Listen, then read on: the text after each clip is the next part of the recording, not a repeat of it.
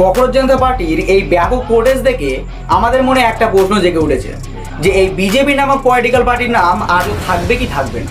সবার আগে একটা কথা বলে দিই, এই যে ককরোচ জনতা পার্টি এটি কিন্তু কোনো রেজিস্টার্ড পলিটিক্যাল পার্টি নয়, বরঞ্চ এটি একটা সোশ্যাল মিডিয়া পার্টি।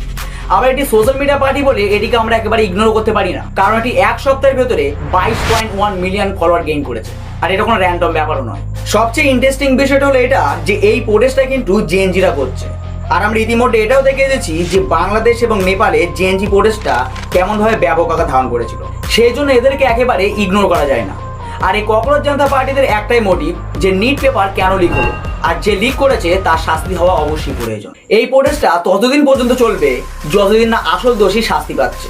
আর এদেরকে যে সাপোর্ট করছে শুধুমাত্র স্টুডেন্টরা এমনটা নয়, এদেরকে অনেক বড় বড় লোকও সাপোর্ট করছে। এসব রিসেন্টলি তো দেখলাম যে কৃষকরাও এদের পাশে এসে দাঁড়িয়েছে। তোমরা যদি এরকম জেনুইন পরিষেবা পেতে চাও তবে চ্যানেলটি সাবস্ক্রাইব করা তোমাদের অবশ্যই প্রয়োজন।